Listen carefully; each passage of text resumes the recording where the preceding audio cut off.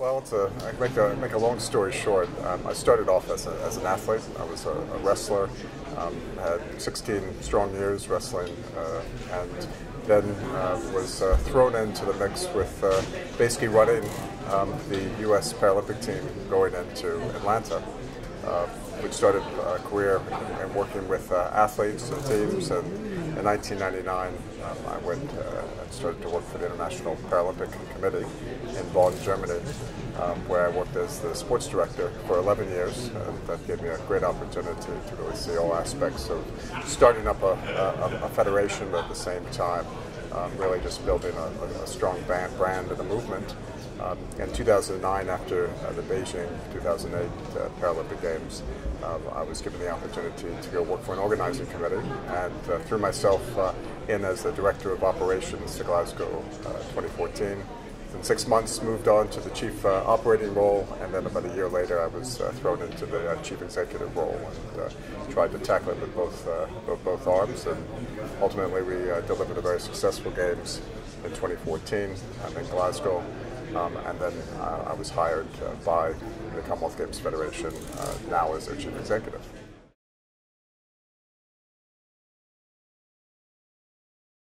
Well, chief executive, really, from a management standpoint, I have total oversight of the day-to-day operations of the business, of the federation. Very focused on areas such as governance, and making sure that the General Assembly, which is the body of the member nations, 71 nations and territories, works well, and the communication is both frequent and accurate. Gets out to everyone. But I'm also in charge of obviously the finances and the commercial aspects of the organization, and ensuring that we leverage our assets to generate as much value as possible. I do quite a bit of work in public relations as well, and setting up our strategy as an organization, not only in terms of a PR standpoint, but also in terms of our performance. And we try to be a high-performance organization that has real social impact as well, and so just driving that wherever we possibly can. But it really comes down to I'm a stakeholder and partnership manager in many ways, and I'm really responsible for making sure that the culture of the organization really resonates beyond itself, and that people want to work with us.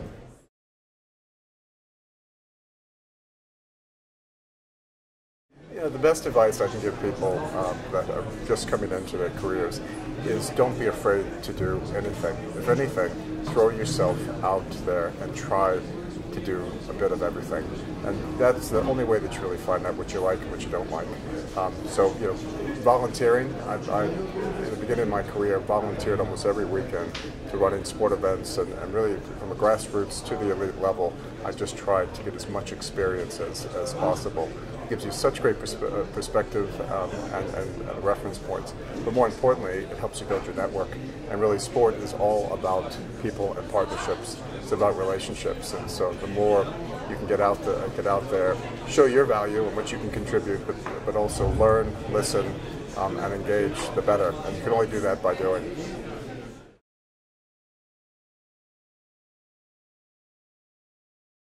I think now more than ever, the world of sport is accountable.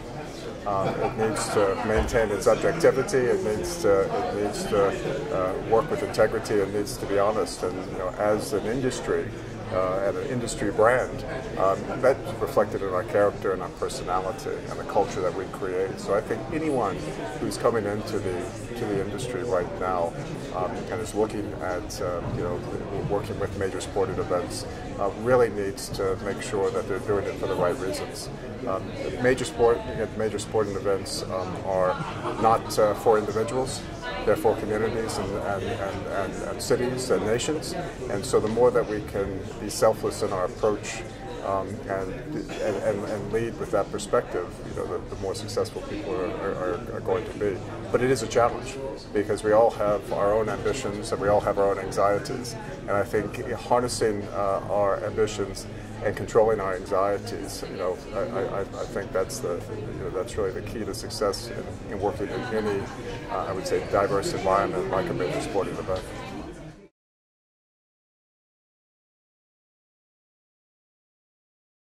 I think I was thinking about this the other day. In terms of what really has I've been able to take advantage of. I come from combat sport, so a lot of it is about connecting with people, knowing when to push and when to pull.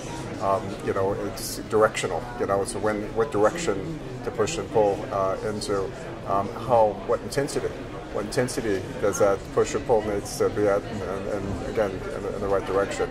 But then also the tempo. Is it a fast tempo in terms of your breathing, or is it an explosive tempo?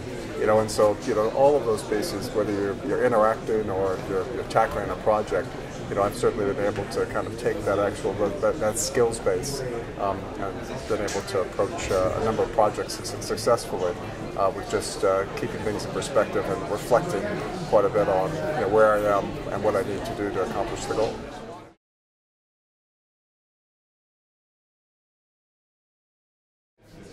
A very wise woman told me in the lead up to Sydney 2000, Lois Appleby, who was the managing director for the Paralympic Games, told me, David, never put yourself in a position where you're 100% accountable with 0% control.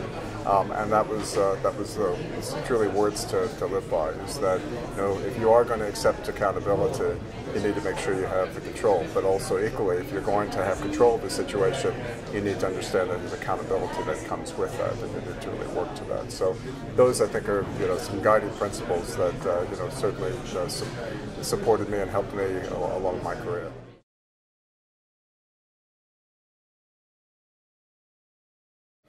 I think just openness and honesty.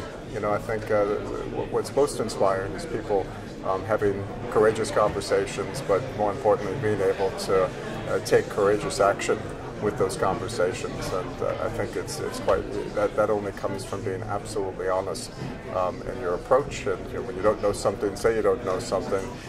When you've made a mistake, say you've made a mistake. But more importantly, if you have ambition or you have a perspective that you think is going to shake things up or change the world, be daring, get out there and be provocative, and put your flag in the ground.